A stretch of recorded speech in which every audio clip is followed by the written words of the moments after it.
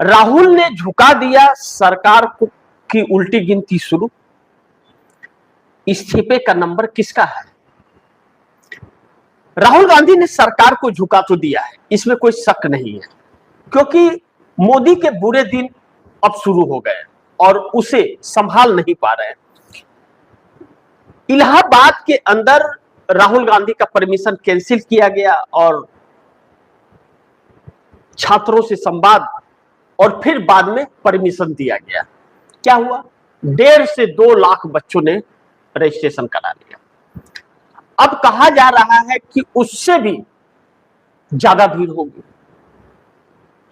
अब राहुल गांधी का संवाद छात्रों से अभी से तो चल नहीं रहा है, वह तो जब पेपर लीक हुआ तभी से आंदोलन कर रहे हैं। छात्र आंदोलन से तो राहुल गांधी ने यह शुरुआत की नहीं है, छात्र आंदोलन के पहले से वह शुरुआत किए हुए।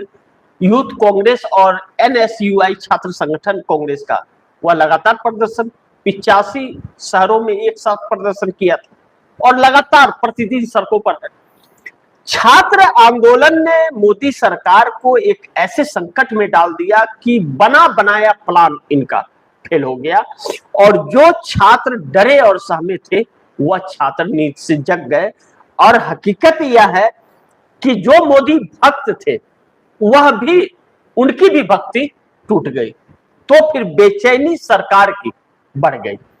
अब जब बेचैनी सरकार की बढ़ गई है तो जब राहुल गांधी का परमिशन कैंसिल किया गया इलाहाबाद में, तो छात्रों के तरफ से एक आक्रोश उत्पन्न हुआ और वह छात्र सड़क पर आ जाते तो आनन फानन में राहुल गांधी के सभा को मंजूरी दी गई।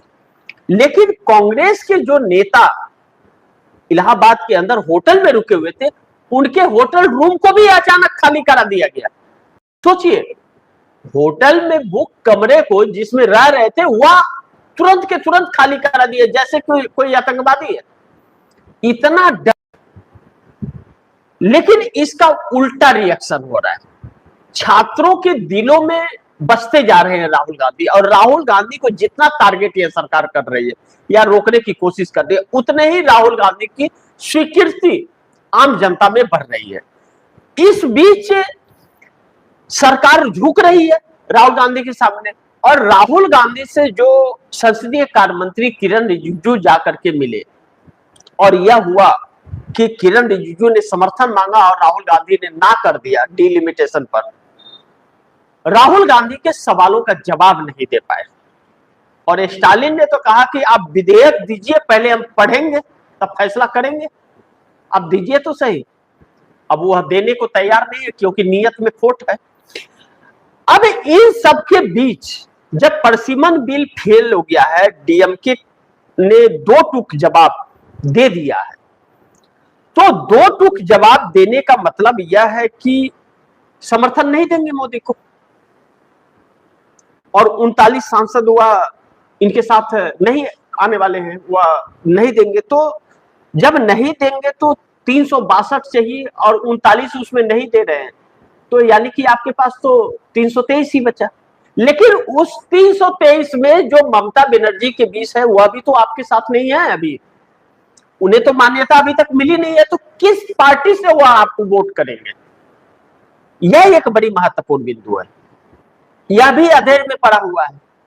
वह बाहर एनसीपीआई के हैं और पार्लियामेंट के अंदर टीएमसी के हैं, तो टीएमसी तो व्हिप जारी करेगा, तो आपको वोट दिया तो उसकी सस्ता चली जाएगी, आप तो सस्ता बचाओगे नहीं, वोट लेकर के आप साइड हो जाओगे। तो वह क्या आपको वोट देने के लिए 3 साल का कार्यकाल अपना दांव पर लगा देंगे? जो पैसे के फायदे के लिए वह पार्टी छोड़ के चले आए, जिस पार्टी के खर्चे पर चुनाव लड़े थे, तो आपके सगे होंगे जो अपनों के सगे नहीं हुए। यह भी मार्क की बात रही। ऐसे में कुछ सांसद ममता बनर्जी के साथ हैं, तो मोदी के लिए मुश्किल हो गई और झुकना शुरू कर दिया है मोदी सरकार ने। इस बीच एक बड़ी महत्वपूर्ण यह रही कि राहुल गांधी के सामने बार बार यह सरकार झुक रही है, राहुल गांधी झुका रहे हैं बार बार इस सरकार को, और झुक रही है सरकार। यानी कि अब राहुल गांधी के शिकंजे में यह सरकार है, जो अपने शिकंजे में विपक्ष को रखती थी, वह खुद अब इंडिया गठबंधन के शिकंजे में है। ऐसे में सरकार की उल्टी गिनती शुरू हो रही है, क्योंकि एक तो भारतीय जनता पार्टी के अंदर से इसको सपोर्ट नहीं मिल रहा है, एनडीए गठबंधन का सपोर्ट नहीं मिल रहा है, ब्यूरोक्रेसी साथ छोड़ रहा है, तो हर तरफ से मोदी को चौतरफा मार पड़ रही है। और जब चौतरफा मार पड़ रही है तो मोदी के जाने का जो सिलसिला होता है ना, वह 100% श्योर होता जा रहा है कि हाँ, अब बस यह आखिरी कार्यकाल है। कितने दिन सरकार बचेगी, कितने दिन सत्ता है, यह बड़ी महत्वपूर्ण। दूसरा कि अमित शाह के इस्तीफे पर जो बात चल रही है, अमित शाह संसद में आ नहीं रहे, भाग रहे। आज अमित शाह स्पीकर ओम बिरला के कमरे में जाकर के मिले, लेकिन संसद में नहीं जा रहे हैं, से नहीं मिल रहे हैं। अब जब डिलिमिटेशन पर अगर बहुमत नहीं हो रहा है तो अनिश्चितकाल के लिए स्थगित करा देंगे, उसी की कोशिश में थे, या बचा खुचा होगा तो सोमवार को बिल पास करा लेंगे हल्ला गुल्ला में। चर्चा तो होनी है नहीं, और अगर समर्थन मिल गया तो बिल लेकर के आएंगे। लेकिन स्टालिन ने क्लियर कर दिया आज कि हम समर्थन नहीं दे रहे। ऐसे में राहुल गांधी ने भी इस सरकार को दो टूक जो जवाब दिया, डीएमके ने दो टूक जवाब दिया, और राहुल गांधी की बातें बार बार सत्य हो रही है कि राहुल गांधी ने कहा था कि जेनजी का मुकाबला आपको करना पड़ेगा इस सरकार को, और वह जेनजी इस सरकार को हिला करके रखती है। लेकिन बड़ी महत्वपूर्ण यह भी रहा कि राहुल गांधी ने कहा कि 1 साल के अंदर सरकार गिर जाएगी, वह एकदम साफ नजर आ रहा है। क्यों नजर आ रहा है? अब आरएसएस भी साथ छोड़ दिया, पार्टी के अंदर घमासान है, भगदड़ सी परिस्थिति मची है, एनडीए के लोगों को आपको भरोसा नहीं रहा। जब सर्वे की जनता सड़कों पर नजर आती है तो फिर सरकार की उल्टी गिनती शुरू होती है, और इस वक्त सरकार का वही हाल है। अमित शाह का इस्तीफा लेते हैं तो दिक्कत, ना लेते हैं तो दिक्कत। इससे अमित शाह के इस्तीफे पे चर्चा तो चल रही है। राजनाथ सिंह और निर्मला सीतारमण को विकल्प के तौर पर देखा जा रहा है, लेकिन क्या यह पॉसिबल होगा, लेंगे, इस बात की अभी गारंटी नहीं है। क्योंकि जब संसद स्थगित हो जाएगा तब तो फिर जब नवंबर में संसद शुरू होगा तो देखा जाएगा, विपक्ष तब हल्ला गुल्ला करेगा ना, नहीं तो इसे तो बस वाइट देगा और मीडिया चलाएगा नहीं उसको।